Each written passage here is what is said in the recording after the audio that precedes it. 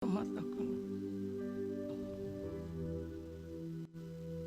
Segala puji, hormat, dan kemuliaan hanya bagimu, hanya milikmu Tuhan. Dan biarlah setiap kami yang bersama-sama dengan kami saat ini memuji dan memuliakan akan Engkau. Biarlah hati kami haus akan kerinduan untuk ada bersama-sama dengan Engkau. Kerinduan untuk memuliakan Engkau. Kerinduan untuk menyembah-Mu Tuhan. Biarlah semua yang bernapas memuji dan memuliakan Engkau. Karena Engkaulah Tuhan. Engkaulah segala raja. Engkau pemilik dunia ini. Engkau pencipta dunia ini. Kepadamu Tuhan kami menaruh pengharapan. Hanya kepadamu hidup kami Tuhan. Karena di luar Engkau kami tidak bisa berbuat apapun. Kami bersyukur untuk kesempatan ini. Dan biarlah terus Tuhan. Kami mau menyerahkan jam ini. Bahkan hati kami masing-masing Tuhan. Untuk boleh mendengar kebenaran firman-Mu. Engkau mengurapi setiap kami. Engkau hadir di tengah-tengah kehidupan kami. Engkau berbicara, Engkau mengajar. Firman-Mu berkuasa mengubahkan hidup kami. Firman-Mu memberkati kami. Hadir-Mu mengurapi kami pada pagi ini. Terima kasih Tuhan, kami mau menyerahkan sepenuhnya jam pemberitaan firman ini ke dalam tangan kuasa-Mu. Dan hadirat-Mu, anugerah-Mu mengalir di dalam setiap kami. Terima kasih Tuhan, di dalam nama Yesus Kristus kami mau sambut firman. Haleluya, amin.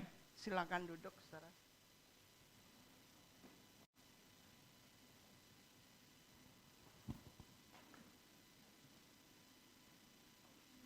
Shalom saudara. Shalom. Semangat ya. Karena Tuhan memelihara kita.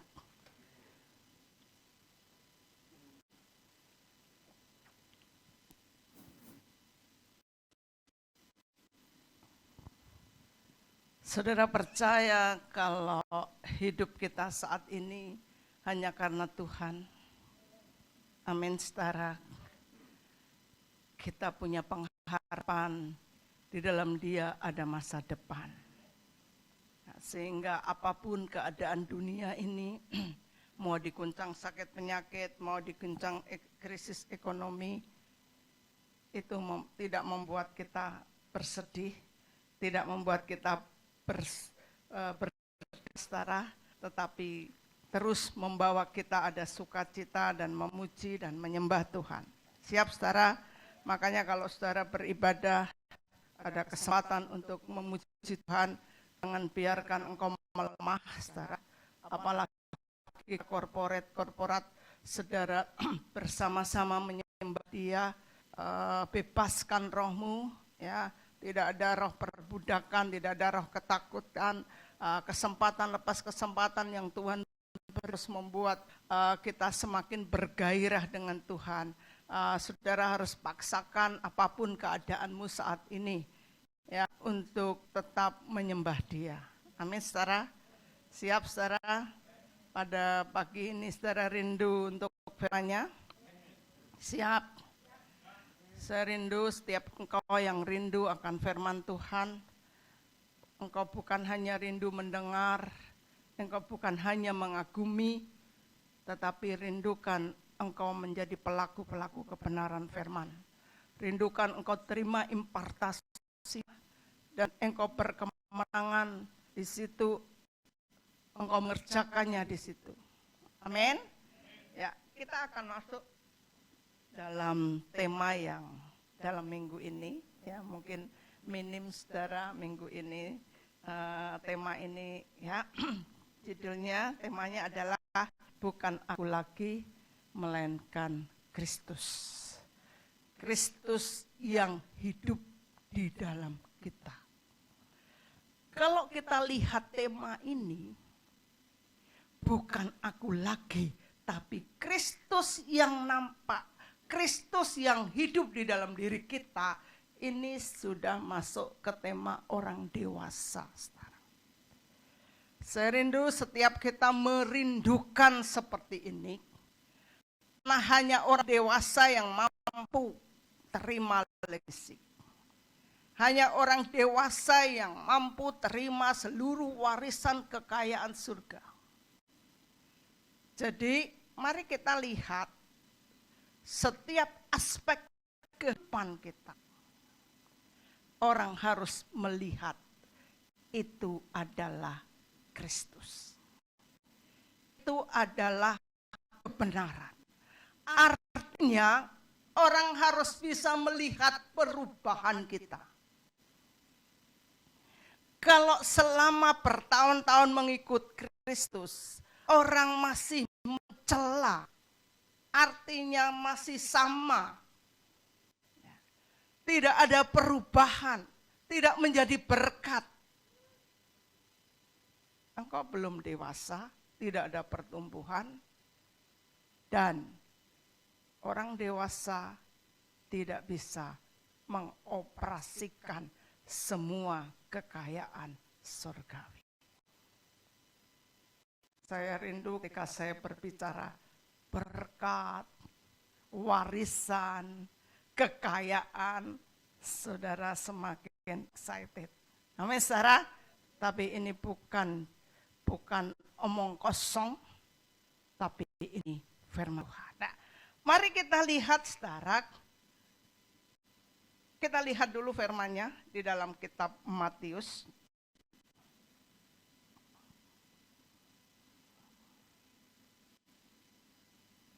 Matius pasal yang ke-16.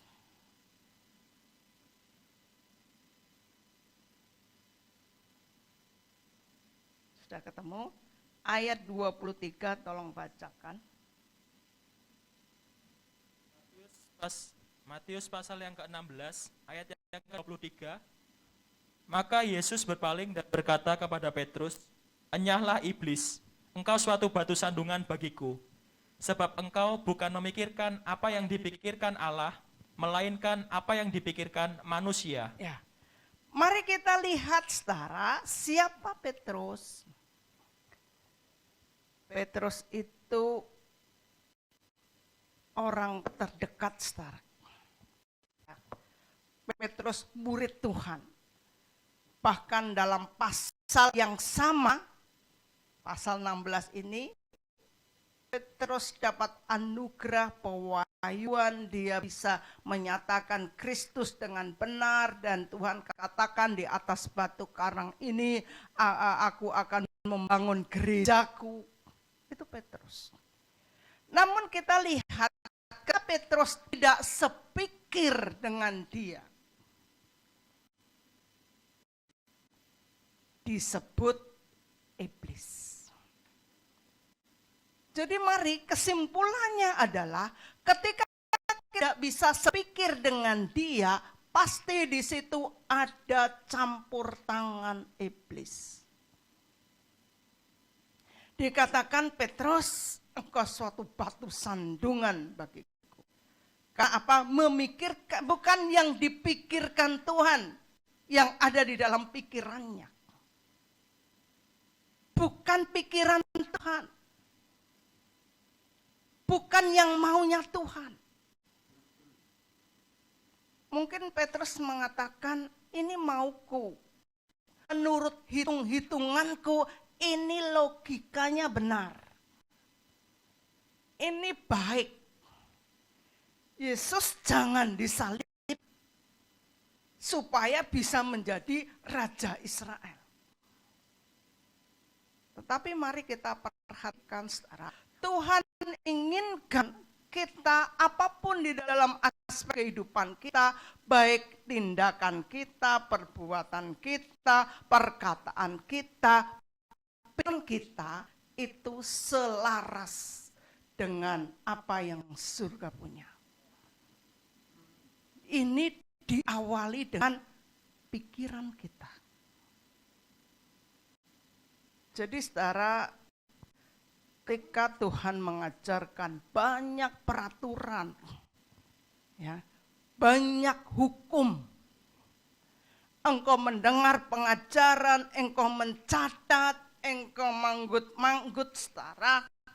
Tetapi ketika pikiran kita ini tidak sama, pikiranmu beda dengan kebenaran, sehingga ada nyerempet-nyerempet tidak taat. Terus berkata, oh tidak apa-apa. Seperti yang dikatakan Hawa. Dia berargumen sama iblis. Dan iblis katakan, enggak apa-apa. Sekali-kali engkau tidak akan mati, tapi engkau akan tambah pinter kayak Tuhan. Itu yang dipikirkan. Bukan pikiran tentang kebenaran yang adalah firman yang mengatakan jangan sekali-sekali engkau mau makan buah itu yang di tengah-tengah. Kurang apa? Semua di Taman Eden boleh dimakan. Hanya satu peraturan untuk tidak boleh dimakan, yaitu pohon pengetahuan baik dan pengetahuan jahat.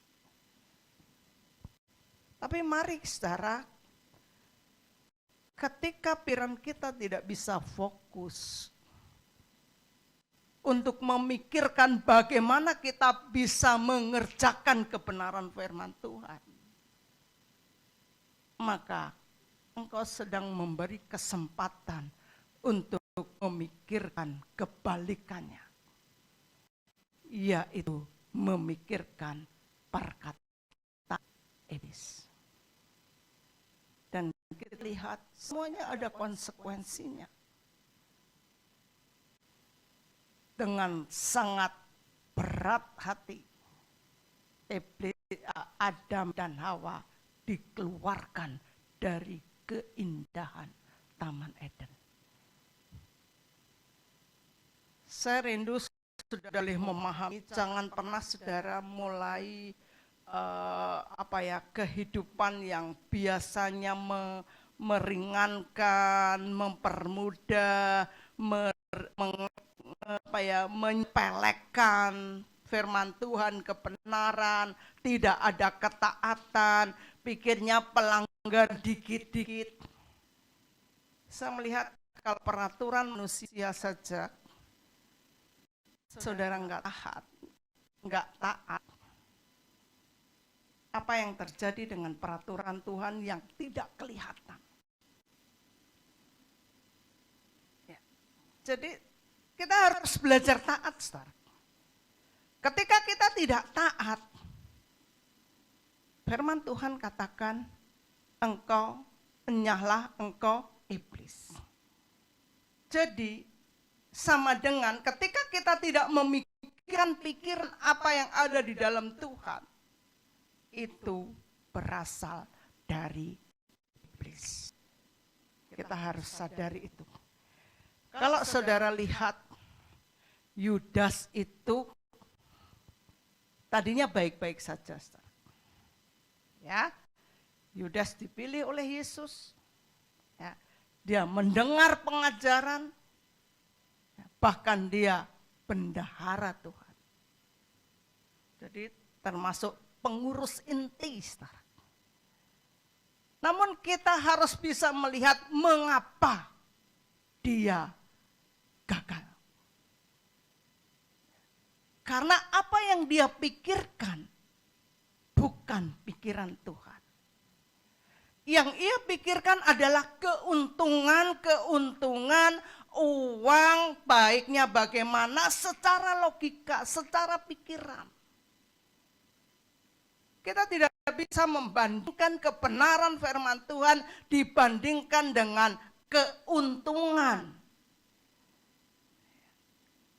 Gereja Tuhan bukan tempat judi, bukan tempat transaksi jual beli, untung dan rugi.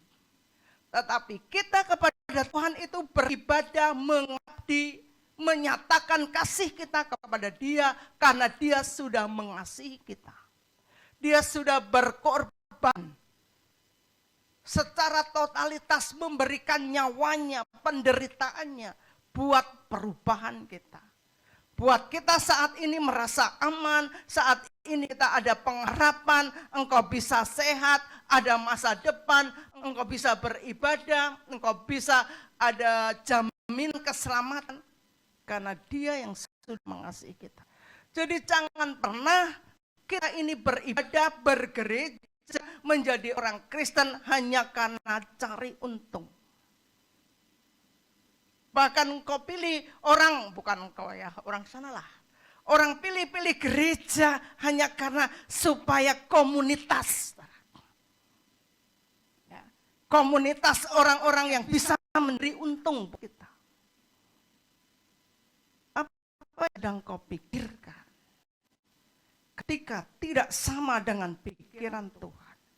Tidak sama dengan kebenaran, tidak sama dengan tujuan Tuhan, tidak sama dengan destinasi Tuhan. Ada iblis di situ.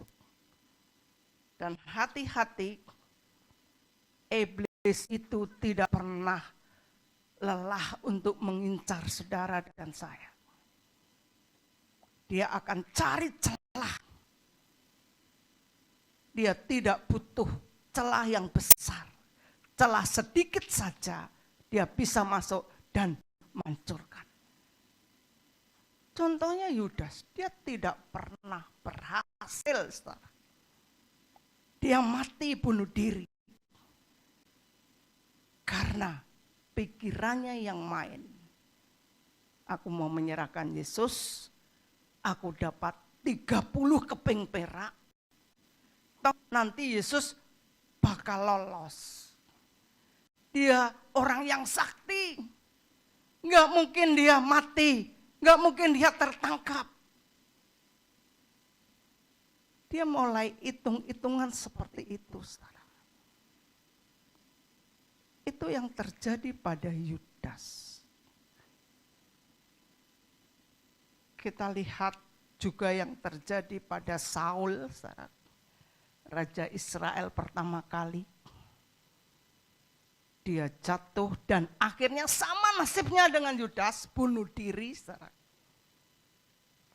Apa yang terjadi? Pikirku, Samuel, engkau lama sekali tidak datang. Sehingga aku memberanikan diri untuk menyalakan korban bakaran ini. Padahal itu larangan. Karena ibadah dalam korban bakaran hanya boleh dilakukan oleh seorang imam. Saul bukan imam.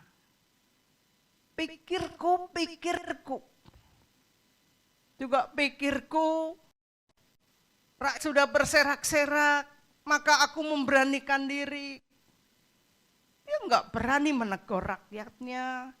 Pikirku, ini kambing domba yang harus dibinasakan. Gemuk bisa untuk pembangunan gereja. Sekalipun ini uang haram. Pikirku, saudara. Dan kejahatan yang dimulai dari pikirku ini membuat Saul juga bunuh diri. Jadi saudara, mari kita lihat.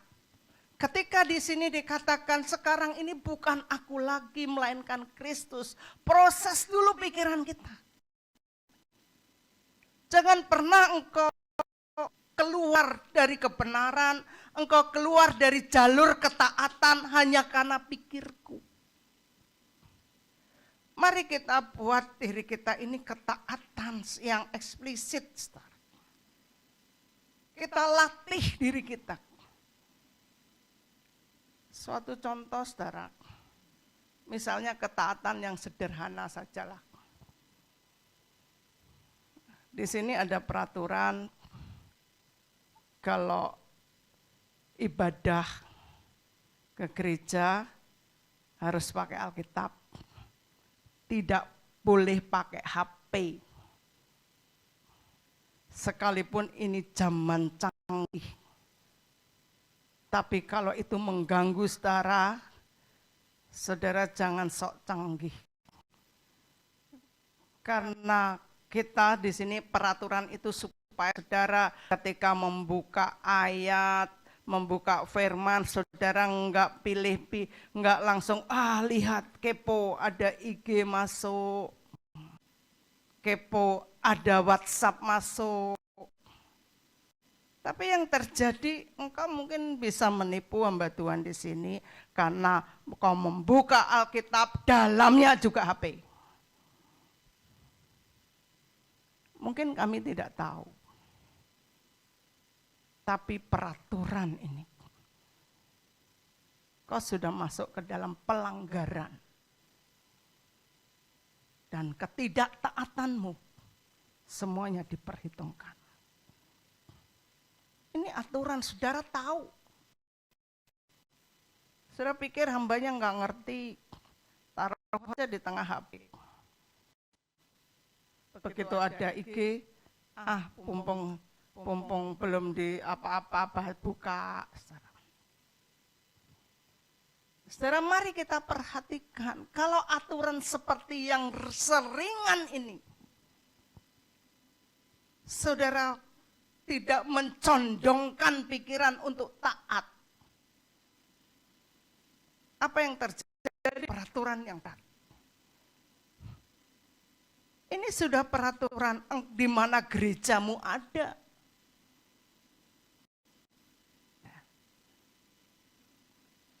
Di sini kita bisa melihat Tuhan juga apakah engkau orang yang taat atau yang tidak. Belum yang lain-lain, saudara. Ketika diberi peraturan, saudara beribadah on cam lah. Ya, itu untuk menolong supaya apa? Supaya kesungguhan kita ini lebih gitu dibandingkan saudara off cam. Karena sudah sekian lama saudara diizinkan off cam. Tapi yang ada, saya tidak tahu alasannya apa. Kalau alasan sinyal, it's okay, apa boleh buat, itu alasan yang sangat aman. Ya, tapi kau mengamankan diri dengan alasan itu atau memang kau sedang tidak siap beribadah. Ya. Kembali lagi saudara, coba kita lanjutkan ayat 24. Ayat 24. Lalu Yesus berkata kepada murid-muridnya, setiap orang yang mau mengikut aku, ia harus menyangkal dirinya, memikul salibnya, dan mengikut aku. Ya, jadi mari kita perhatikan saudara.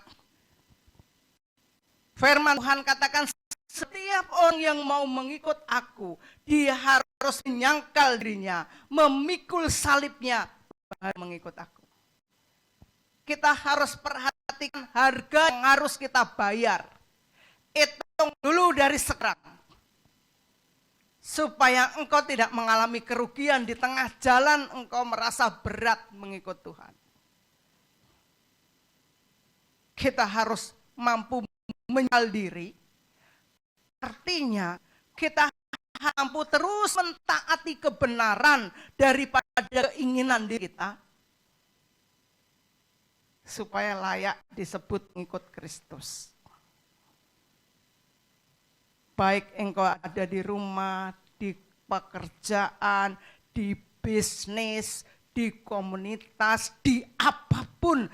Firman Tuhan katakan, kau harus mampu menyangkal dirimu, memikul salibmu, dan mengikut aku. Kalau kita tidak seperti itu, maka tidak akan ada lagi, bukan aku lagi tapi Kristus. Enggak ada itu terjadi di dalam diri kita. Jadi perhatikan hari-hari kita, kau keluar rumah, kau ada di dalam rumah, sadar bahwa harga yang kau bayar adalah menyangkal dirimu, memikul salibnya. Salibmu sendiri. Setiap kita punya salib masing-masing yang harus kita pikul. Engkau bukan berjalan dengan lenggang kangkung, dengan bebasnya, saudara. Engkau berjalan dengan menyangkal diri, memikul salibmu. supaya kita dilayakkan menjadi pengikut Dia. Siap, saudara?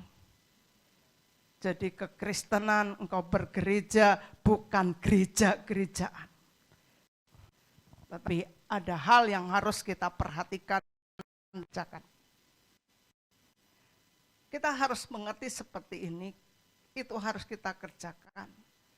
Karena supaya firman Tuhan katakan kalau siapa yang takut kehilangan nyawanya, dia akan kehilangan nyawanya. Lanjutkan. Ayat 26. Apa gunanya seorang memperoleh seluruh dunia tetapi kehilangan nyawanya? Dan apakah yang dapat diberikannya sebagai ganti nyawanya? Iya. Jadi perhatikan saudara, tujuan atau destiny apa yang harus kita peroleh itu hal yang tidak bisa diganti oleh apapun. Yaitu nyawa kita di surga. Kehidupan kita di surga. Tidak bisa dibayar dengan apapun. Banyak orang berpikiran keliru, ya, tidak selaras dengan Tuhan, hanya tadi saya katakan cari keuntungan, mempertahankan hartanya. Firman Tuhan katakan, apa gunanya engkau memperoleh seluruh kekayaan, seluruh dunia ini, seluruh hartamu, tapi kehilangan nyawa. Seorang pemuda yang kaya, yang Tuhan sampaikan ada di dalam firman ini, kalau saudara baca, dia orang yang baik, dia orang rohani, saudara. Tuhan katakan, oh jangan engkau membunuh, jangan engkau berzina, engkau harus menghormati orang tua. Dia katakan, oh sejak muda, sejak dulu aku sudah lakukan itu. Tapi satu hal, ketika Tuhan katakan, lepaskan hartamu. Dia katakan, dia mundur, saudara. Karena hartanya banyak. Artinya kehidupan dia bergantung pada harta, bukan pada Kristus. Apakah engkau takut miskin? Sehingga orang melakukan kebohongan, kecurangan, kelicikan di dalam bisnis, di dalam usaha, di dalam pekerjaan. Hanya takut miskin? Itu artinya engkau sedang menggantungkan hidupmu pada uang. Tapi Tuhan inginkan kita ini menggantungkan hidup kita pada Kristus.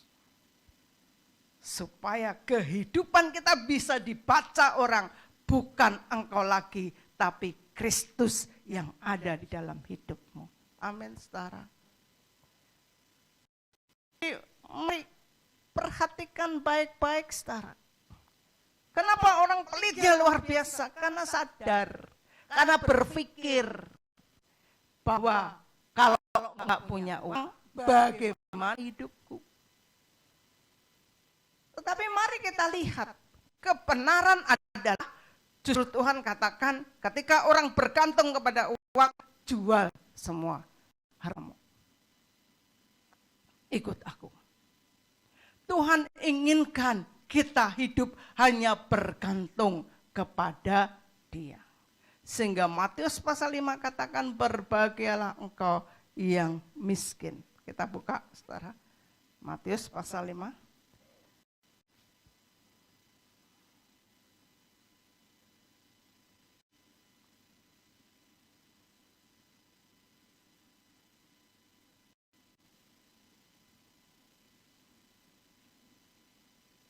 Yang miskin di mana? Yang ayat 3. Matius pasal 5 ayat 3. Berbahagialah orang yang miskin di hadapan Allah, karena merekalah yang empunya kerajaan sorga. Ya, apa artinya miskin ini? Yang dikatakan di sini di hadapan Allah, artinya kehidupan kita ini hanya bergantung kepada Tuhan. Berbahagialah ketika seluruh hidup kita, sekalipun kau punya uang, tapi bergantungnya hanya kepada Tuhan. Sehingga ketika Tuhan meminta uangmu, engkau enggak pikir-pikir lama, saudara. Ya. Engkau enggak hitung-hitungan lagi. Tuhan menyelidik hatimu. Dia mengerti apa yang ada di dalam diri kita. Tidak ada sesuatu yang dapat kita sembunyikan di depan Tuhan. Ketika Tuhan inginkan, bukan aku lagi, melainkan Kristus yang ada di dalam diriku. Siapkan diri kita untuk kehidupan kita selaras, sama, sepadan dengan Dia. Dia adalah yang sulung, kita adalah adiknya. Kita memiliki DNA yang sama. Amin, saudara. Coba kita lihat. Saudara harus percaya bahwa kau dan saya dan saudara itu sudah ciptaan baru, DNA-nya sama dengan Tuhan. Ya, sehingga tidak ada kata alasan, Yesus kan Tuhan, makanya bisa, aku kan manusia biasa. Kalau Tuhan katakan bisa, saudara. Bahkan perintahnya adalah, hendaklah engkau sempurna karena Bapakmu sempurna. Kita lihat dulu di dalam 2 Korintus. 2 Korintus pasal 15. Ayat yang ke-17.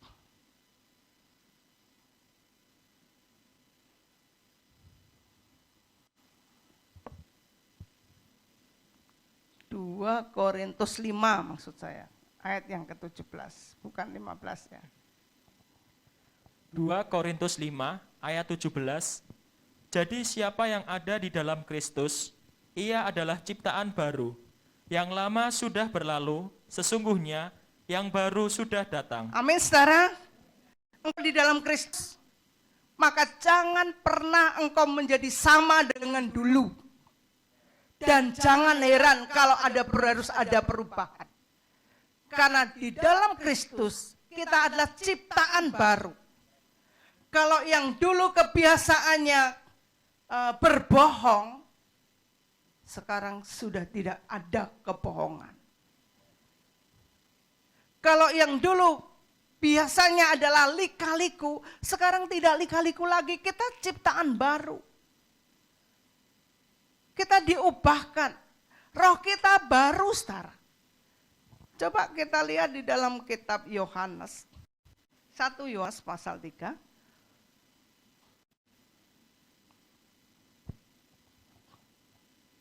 Ayat 9. 1 Yohanes pasal 3 ayat 9. Setiap orang yang lahir dari Allah tidak berbuat dosa lagi. Sebab benih ilahi tetap ada di dalam dia, dan ia tidak dapat berbuat dosa, karena ia lahir dari Allah. Amin, saudara. Aminnya itu saudara ragu. Apakah saudara dari Tuhan? Saudara lahir dari Tuhan? Enggak yakin, saudara. Coba saya tanya lagi, apakah saudara dari Tuhan? Jangan sampai saudara menjadi ragu karena mosok aku tidak bisa berdosa lagi.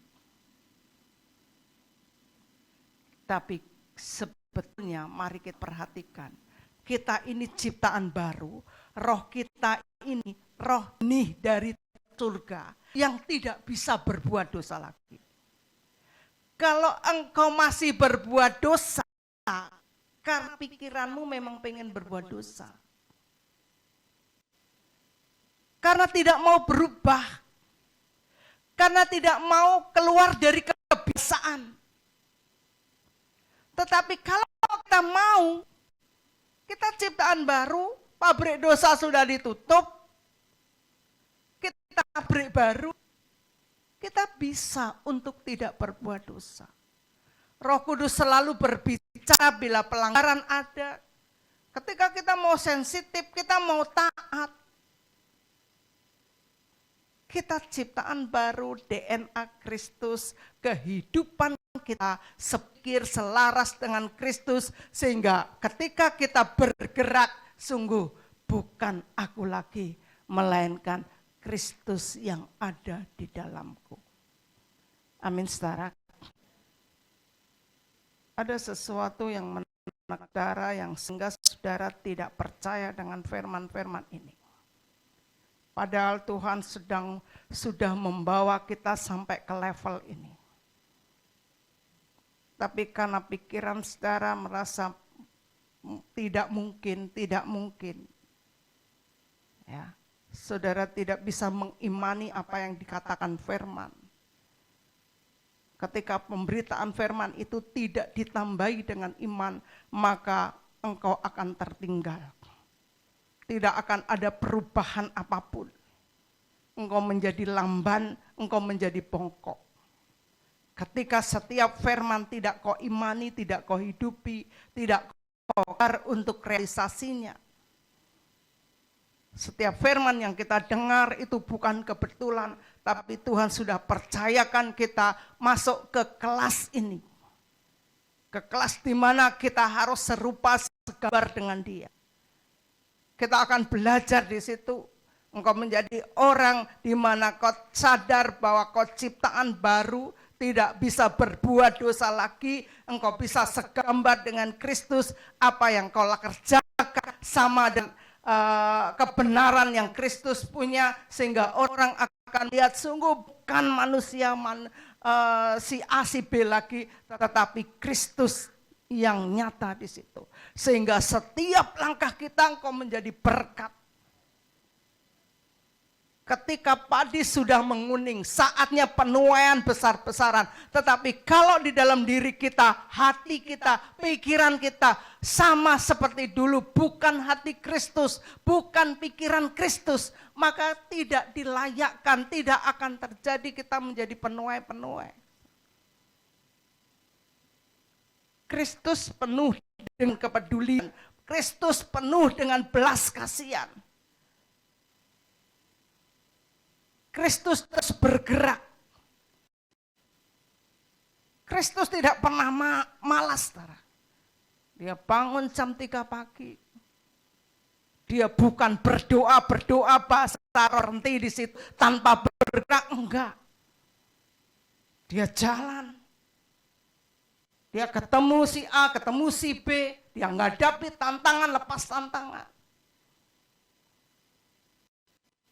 Dan pelayanannya yang hanya 3 tahun berdampak seluruh dunia dan sepanjang masa. Demikian juga kita, saudara. Mungkin waktu yang hanya beberapa tahun yang singkat itu tidak menjadi masalah. Tapi ketika kita bisa mengerjakan yang maksimal, berdampak bagi seluruh dunia. Di dalam kitab Roma dikatakan seluruh makhluk menanti-nantikan kebangkitan anak-anak Tuhan yang seperti ini. Menantikan kebangkitan saya dan saudara. Amin. Siap, saudara? Untuk apa kita selalu diajar kebenaran-kebenaran? Kau bergereja, bukan nunggu waktu, saudara, untuk dipanggil Tuhan, tapi ada misi, ada tugas. Dia sudah berikan hidupnya untukmu, berikan hidupmu untuk Tuhan. Persembahan yang hidup dan kudus. Persembahan diri kita untuk tidak bercemar lagi, untuk tidak berbuat dosa lagi. Persembahkan tubuhmu untuk kemuliaan Dia. Persembahan yang tidak bercacat celah. Biar itu menjadi ibadah kita yang sempurna. 12 katakan seperti itu. Saudara siap? Apa engkau akan berpikir kalau aku tidak curang, kalau aku tidak bohong, kalau aku tidak nyerempet dosa, aku tidak bisa hidup. Apakah orang berpikir seperti itu? Sekarang ini, di zaman yang susah ini, mau model usaha orang seperti apa? Hanya Tuhan yang bisa memberi terobosan bagi hidupmu. Setiap orang yang menaruh pengharapan kepada Kristus, dia harus menyucikan dirinya sama seperti Kristus. Amin. Itu firman Tuhan. Kalau kau naruh pengharapan agar doamu didengar Tuhan, agar engkau terpelihara, di tengah-tengah kesukaran engkau tetap sejahtera, hidup tercukupi, makan kenyang, maka siapkan dirimu untuk hidup benar, hidup kudus, sama seperti yang Kristus kehendaki. Siap? Masa depanmu, taruna-taruna engkau masih panjang, baik sekolah, pekerjaan, ke depan. Mari, bela engkau miskin di hadapan Tuhan. Hidup bergantung hanya kepada Tuhan. Jadi saudara, mari terus kita perhatikan, ketika Tuhan inginkan, bukan aku lagi, melainkan Kristus. Ya, ketika Kristus jalan, ketemu dengan janda yang anaknya meninggal, pemuda di Naim. Ada mujizat di situ karena apa? Firman Tuhan katakan, Tuhan berbelas kasihan. Itu Kristus. Mari kita juga bawa diri kita yang penuh dengan belas kasihan, yang penuh dengan kepedulian. Berbelas kasihan karena apa? Untuk bangsa ini, ya, supaya diselamatkan, supaya banyak orang bertobat, ya, nama Tuhan dimuliakan. Kita bukan cuek-cuek aja, saudara. Melihat keberadaan kita, keberadaan di wilayah kita, di bangsa ini. Kita bukan cuek-cuek saja. Tapi biarlah ada mujizat. Dan nama Tuhan ditinggikan di situ. Kita mau dipakai Tuhan yang luar biasa seperti itu. Ya, jadi mari perhatikan, Tuhan masih memberi kesempatan. Kalau saudara melihat dari penyangkalan atau pengkhianat mereka, saudara, kita lihat Yunus juga pernah berpikir yang berbeda. Dia disuruh ke Niniwe, dia ke Tarsis. Pikirannya berbeda. Apa yang terjadi? Fatal, saudara. Dia harus terjun ke laut. Kita lihat juga Petrus, saudara. Kalau tidak zaman kasih karunia Yesus, dia sebenarnya nasibnya sama dengan Yudas. Mari kita lihat pemikiran yang berbeda dari Tuhan. Itu fatal akibatnya. Bayarannya mahal. Jadi siapkan diri kita, ya, taklukkan diri kita. Taklukkan pikiran kita di hadapan Kristus. Siap? Siap, saudara? Kita buka di dalam kitab Korintus kembali, 2 Korintus. Kembali ke 2 Korintus. Tolong baca ayat 5. Ini harus menjadi sikap kita. 2 Korintus pasal 10 ayat 5. Kami mematahkan setiap siasat orang dan merubuhkan setiap kubu yang dibangun oleh keangkuhan manusia untuk menentang pengenalan akan Allah. kami menawan segala pikiran dan menaklukkannya kepada Kristus. Iya, saudara. Pikiran yang dibangun apa tuh? Untuk keangkuhan hidup. Banyak orang tidak jalan dengan pemikiran Kristus yang mencetuskan tindakan dosa hanya karena keangkuhan hidup. Tapi firman Tuhan katakan kami mematahkan ya setiap siasat, merubuhkan setiap kubu yang dibangun oleh keangkuhan manusia untuk menentang pengenalan akan Allah. Kami menawan segala pikiran dan menaklukkannya kepada Kristus. Kita harus bisa menaklukkan pikiran kita yang dibangun oleh keangkuhan hidup, dibangun oleh kebiasaan daripada kesombongan, keangkuhan dan sebagainya, ditaklukkan, dipatahkan, diletakkan di bawah Kristus. Ditaklukkan kepada Kristus.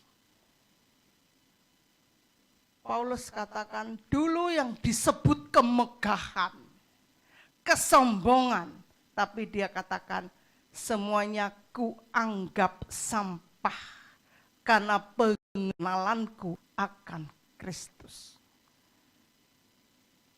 Paulus bisa membanggakan dia lulusan teologi Gamaliel. Dia orang Yahudi, dia warga negara Roma, dia orang Farisi, top Marko top, saudara. Tapi Paulus katakan semuanya itu ku rugi setelah aku mengenal Kristus. Semua dianggap sampah, semuanya ditaklukkan kepada Kristus. Tanpa lagi mengingat-ingat siapa aku dulu.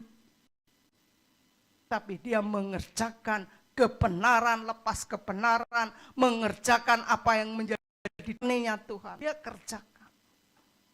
Sehingga Paulus katakan, kalau aku mau bermegah aku bisa, namun aku bukan orang bodoh lagi.